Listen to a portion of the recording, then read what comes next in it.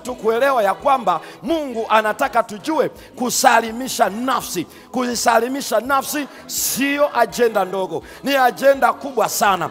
Moja, jikane nafsi. Tafsiri yake salimisha nafsi. Nini maana yake? Kubali kuipoteza. Kwa lugha nyingine, kifo. Ili atusaidie kujua, akasema hivi, beba msalaba.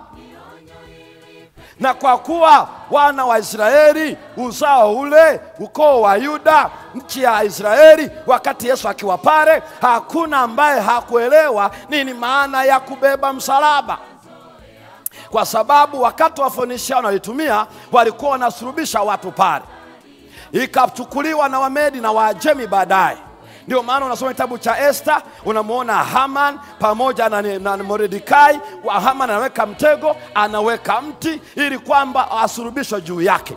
Kwa hiyo wakati wa Ahasuero, mfalme wa Wamedi na Waajemi, unaweza ukaona msalaba pia Wamedi na Waajemi waliukopi kutoka kwa Wakanaani.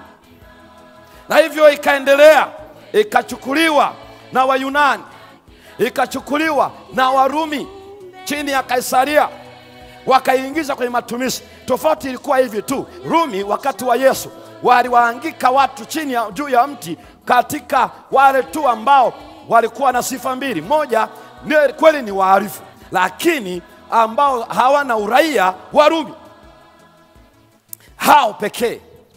Halafu wengine ni wageni, kwa hiyo strangers na criminals, lakini hawana uraia wa Rumi.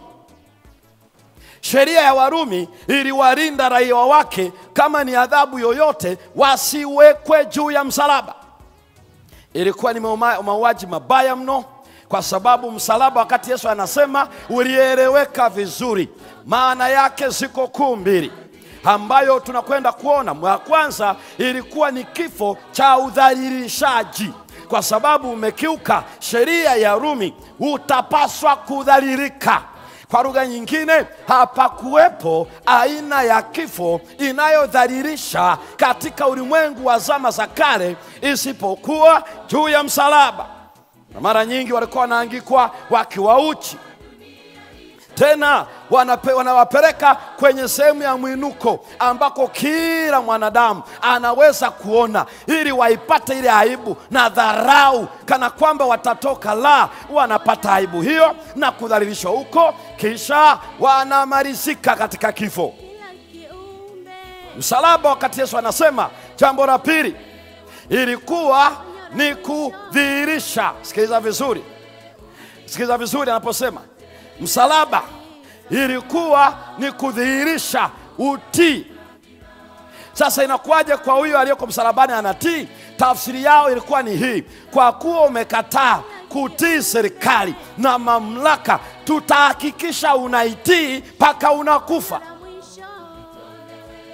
Sikilizeni vizuri, mambo mawili katika serikali ya Kirumi: moja, tutakudhalilisha; mbili, tutakulazimisha utii mpaka unakufa. Yaani kwa lugha nyingine, hakuna mtu yeyote katika serikali ya Kirumi aliyekwenda kinyume nayo kwa kutoitii, atalazimishwa awe mtii mpaka afe. Maana sheria ya Rumi ilitaka utii. Hakutii akiwa hai, ataitii akiwa anakufa. Mambo mawili sheria ya Rumi iliwataka. Na kwa sababu hiyo, wakati Yesu anasema abebe, ajitwike msalaba, iliyokuwa inaeleweka kwa wanafunzi ni hivi: twende ukawekwe juu. Na walikuwa wanafanywaje? Wanaweka juu ya mti, halafu wanafungwa na kamba ama wanashikanishwa kwa misumari. Na kwa nini kilikuwa ni udhalilishaji mkubwa? Kwa sababu ni aibu. Maana unawekwa pale na miili ilikuwa inaachwa pale mpaka wengine inaozea juu ya mti. Na ni kifo ambacho kinakupata taratibu kwa maumivu, yale maumivu mabaya. Kwa sababu gani? Sayansi ya kifo cha msalaba iko hivi. Kwa nini? Kwa sababu umepigiliwa na misumari na maumivu unayo. Sasa kuna kitu wanaita nguvu ya mvutano, gravitational force. Na gravitational force, ukiruka juu inakurudisha chini. Na sasa kwa sababu ukienda hivi juu umeshikwa, ile gravitational force inakurudisha chini.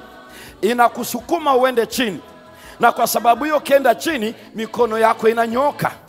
Inaponyooka, sayansi imekaa hivi, mbavu zako ambao ndo zimekinga mapafu zinakosa uwezo wa kutanuka na kusinyaa. Tafsiri yake ni kwamba uwezo wa kupokea hewa na kuruhusu itoke ili upokee nyingine. Kwa hivyo kadiri hii misuli yako, wanasayansi wanaita triceps, ile misuli ya hapa mbele na huko nyuma kwenye mikono na ya kwenye miguu, skeletal muscles wanaita hivyo kwa ujumla, biceps na triceps, zinaposhindwa, maana zina sifa moja ya kwamba misuli hii inachoka. Ni tofauti na misuli ya moyo isiyochoka, lakini hii ya miguu ukitembea sana, yenye mikono ukinyanyua hivi kitu kwa muda mrefu inachoka, ina sifa hiyo, skeletal muscles. Sasa kwa sababu umewekwa pale, maumivu yako pale, ili uendelee kupata mapafu, ni wewe kusukuma hii misuli ya kwenye miguu na kusukuma misuli ya kwenye mikono, ili mwili wako uende juu kidogo, upambane na gravitational force, ili mapafu yapate